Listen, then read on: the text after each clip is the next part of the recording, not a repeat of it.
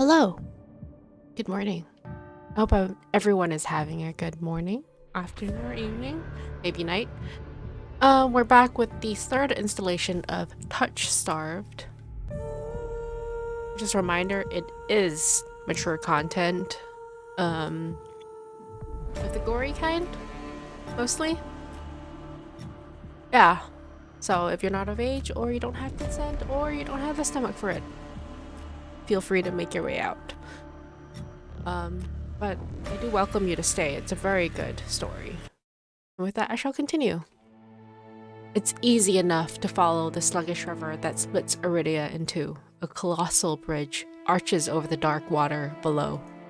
I cross as quickly as I can, climbing ever uphill toward the distant tower. Hours later, legs aching, sweat beading on my forehead, I finally find what I was searching for.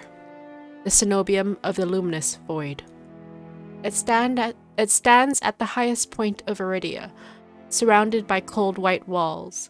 Well-dressed people stroll down the walkways, paying no attention to the massive tower in their midst. I'm the only one standing before the gates.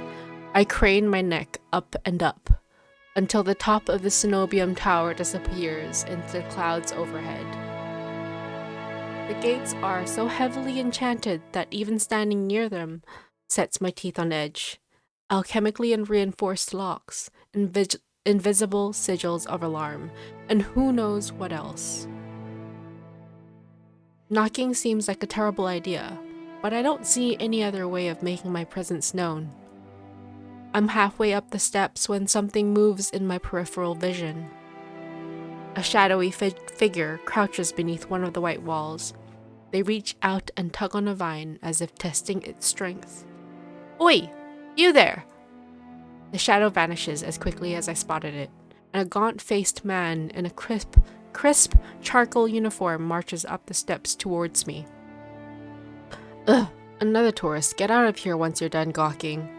A dismissive wave accompanies his equally dismissive words, and he turns on his heel without even waiting for an answer from me.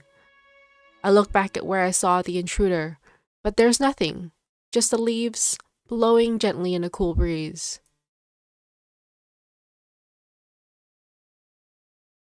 I step away from the gates, hopelessness washing over me. Hello. A whisper so close I can feel the warm brush of breath on my skin. I instinctively jerk away, but there's no one beside me. Halfway down the staircase, I spot a woman swaying in the breeze. She's gaunt as a rail, her blouse moth-eaten. I'm unable to take my eyes off of her, not because of the way she smiles a little too widely, or the way her tousled braids look unbrushed for days, but because her eyes shine a vibrant, unnatural crimson. I'm both entranced and unsettled by their subtle glow. These days, you'd need a miracle to get in there.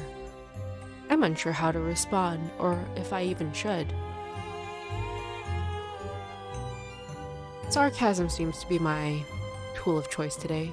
It seems like I'm in the market for a miracle. Know what anyone's selling? She beams at me like I have the greatest thing she's ever heard. I've said the greatest thing she's ever heard. Lucky for you, I have them for free. Whatever she's selling, I'm not interested.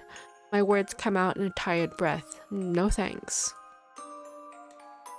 I start down the stairs, but she abruptly steps into my path. She turns her back to me, and before I can react, she slips her fingers under the lacing of her collar, stripping out of her blouse in broad daylight. What are you As worn fabric unveils bare skin, my panic is smothered by a cold horror. A misshapen sunken scar carves into the woman's body. Pitted, gnarled skin snakes down her shoulders, blooming from a gaping hole in the back of her neck. A shuddering breath escapes me. The fuck? By the looks of it, the disease that afflicted this woman ate away at her spine, leaving her with a hollowed vertebrae at the back of her neck. How is she able to move or breathe? It's impossible. She shouldn't be alive, and yet The power to cure anything can be yours too. The power of the Seaspring. The woman slides back into her blouse and deftly laces it up. If I've caught your interest, then follow me. It's only a short walk away. Without another glance, she leisurely strolls down the cenobium stairs, loose braids bobbing behind her. The edge of her scar peeks out from under her collar. I stand there wordless until I manage to regain my bearings. It's a twisted miracle, but a miracle nonetheless. This could be the stupidest decision in my life, but what choice do I have? I take a final look at the cenobium shut gates, then follow her down the steps.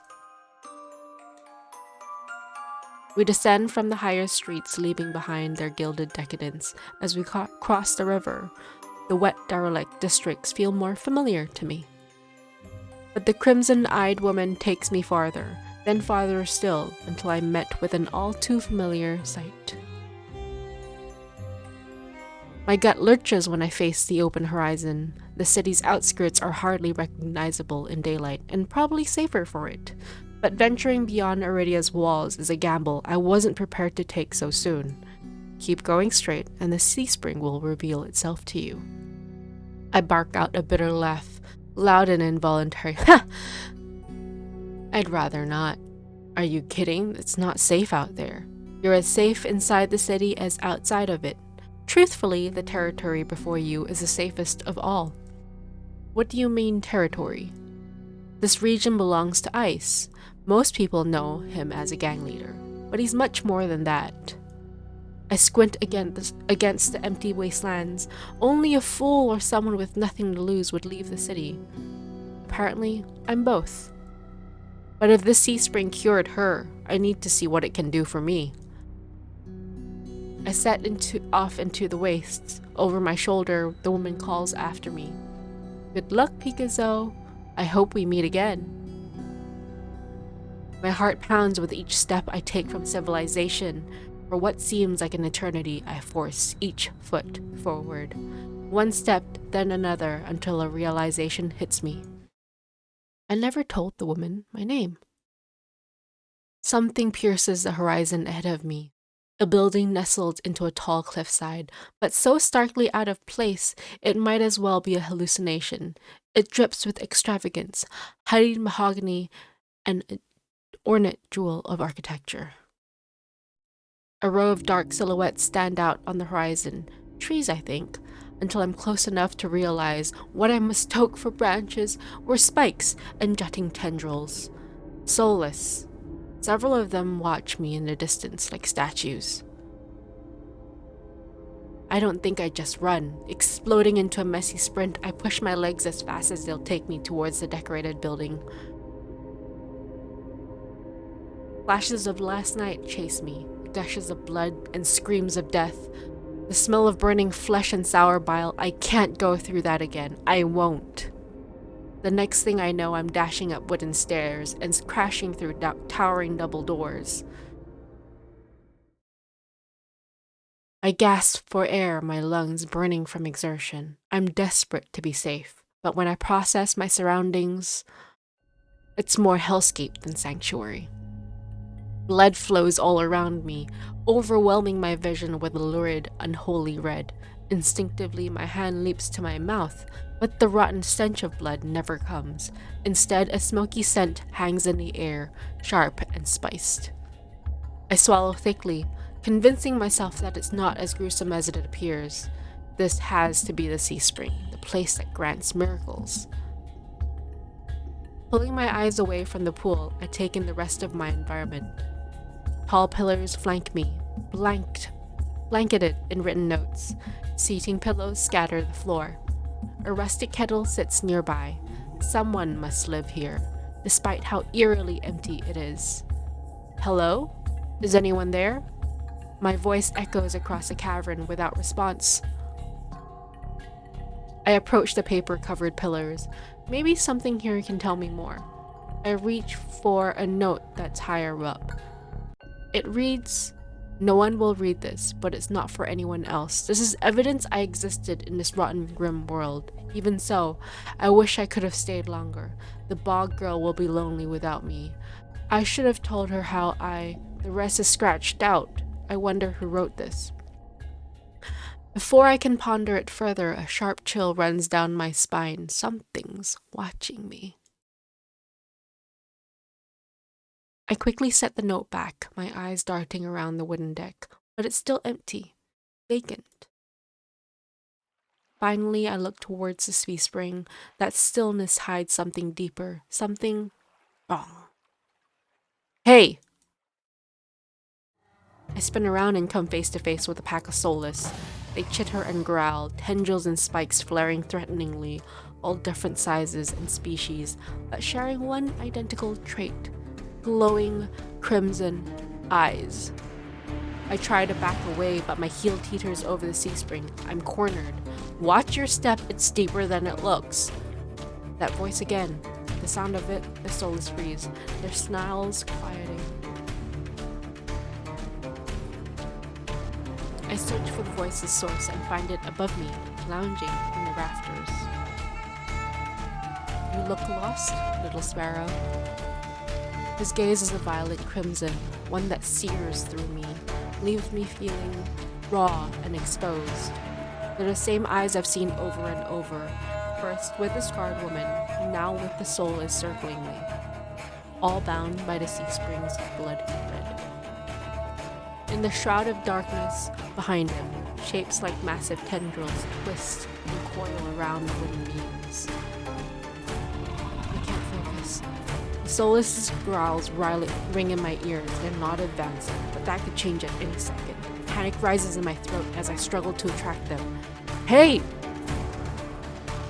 Eyes on me. My stomach rolls as I tear my eyes away from the soulless. Don't ignore someone who's talking to you. It's not polite. For a moment, anger knocks my fear aside. Who is this bastard? I'm distracted. I'm kind of distracted by the soulless about to maul me, only on my command. I scan the soulless again. They really aren't attacking, posturing more than anything else. You tamed them? Power of the Seaspring. They're hungry, so they might bite. You could give me a reason to stop them. How about I didn't do anything wrong? Trespassing. And that's punishable by death? He gives a non-committal shrug. I called out earlier to see if anyone was here. Were we supposed to play hide and seek? Didn't hear you. My voice stops in my throat. This man's terse coolness is both infuriating and terrifying. I rack my brain for a way to diffuse the situation. Tell me what you want. Tell me what you want. I'm not in the mood for guessing games. Your hands. Alarm jolts through me. I hide my hands under my cloak. Show me. Why? Won't ask twice. With a sharp huff, I reluctantly hold out my bandaged hands. Are you getting off on this? Unwrap them. Heat rushes to my face and fire to my tongue. I should give him a piece of my mind, but not when his soulless are one command from ripping me to shreds. Yet no matter how much I will myself to move, my body is frozen in place. I stand there for a long, agonizing minute. My hands are trembling when I finally raise them. I know the skin beneath the wrappings all too well, the hideous unnatural flesh I've grown to despise. I grip the edges of the bandages. Stop. With a weary sigh, the man slides off the beam and lands with a thud that shakes the panels underfoot. He's a monster with an imposing figure that towers over me. I couldn't tell how tall he was before, but he's big.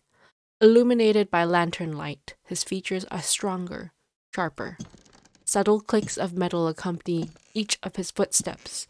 The closer he gets to me, the faster my heart hitches. What does he want? Is he going to kill me? I step backwards and find nothing to set my foot on. I'd forgotten my back was to the Seaspring. I fall right before a warm hand catches my lower back. I'm hovering above the Seaspring, scent of smoke and leather enveloping me. Blazing crimson eyes bore into mine. Told you to watch your step. I'm too stunned to muster a response. Like I weigh nothing, he guides me back to solid ground and steps back. Following a subtle gesture from his fingers, the soulless around us disperse and relax. The shift in their demeanor is so abrupt it gives me whiplash. The enormous tentacles are no longer in the rafters, though now I doubt I ever saw them at all. Either way, I exhale a breath of relief. Thanks. As focused on me as he was before, the monster pays no attention to me now.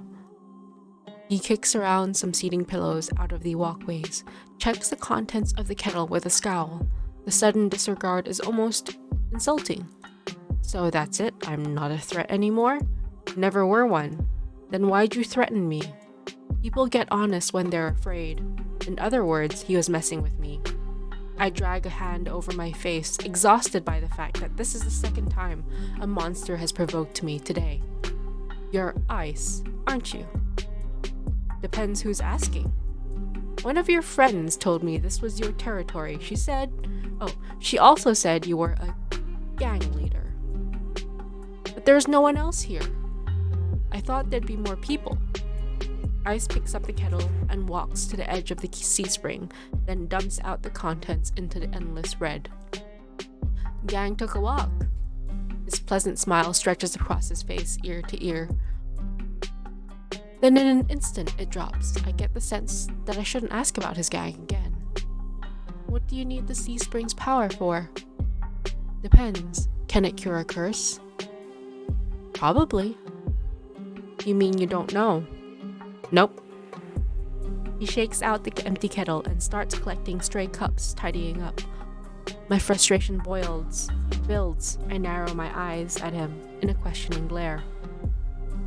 When he notices, he returns it with an amused smirk. Are you being irritating on purpose?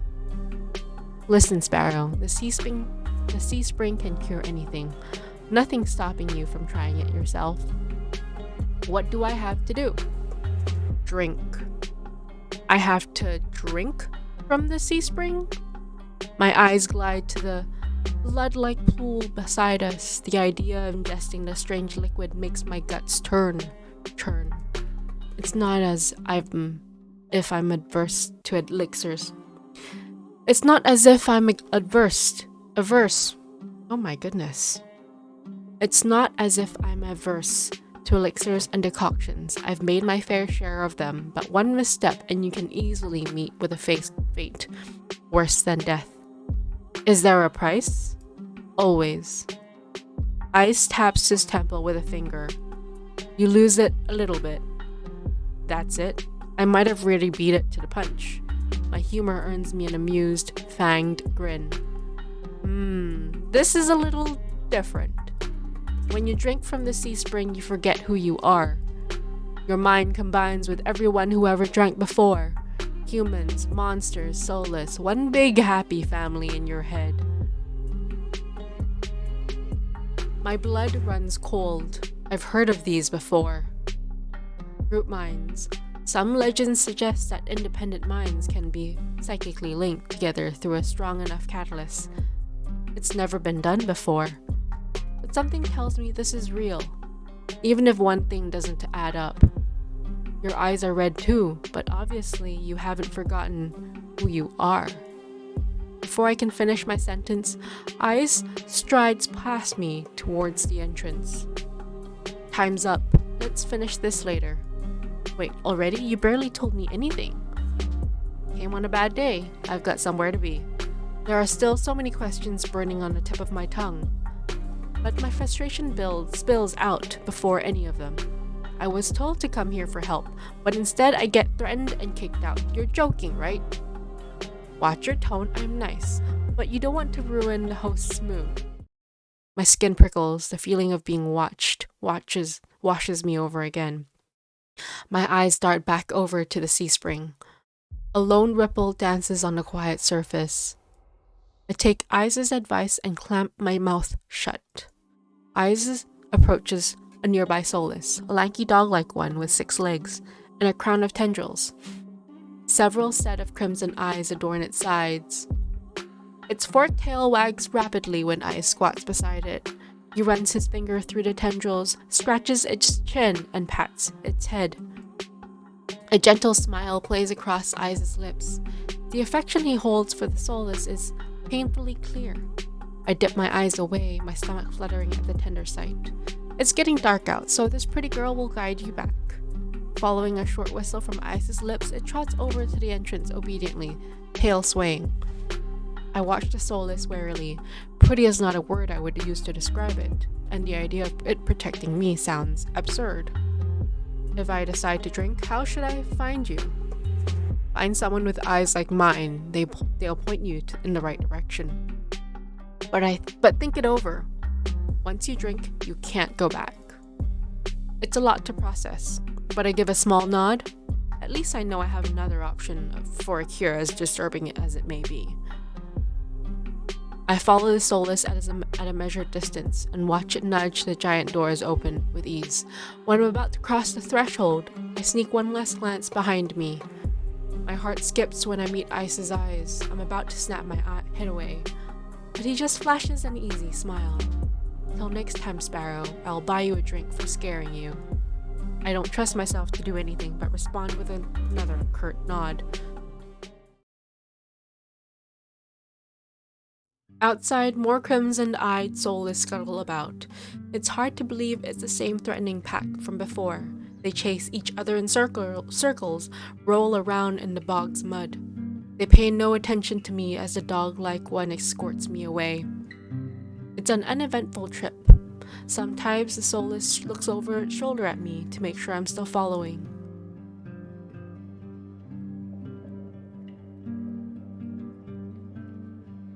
Gentlemen, ladies, or ladies and gents, we are going to stop here. My mouth needs a rest, and it's been an interesting journey so far. I'm going to save real quick,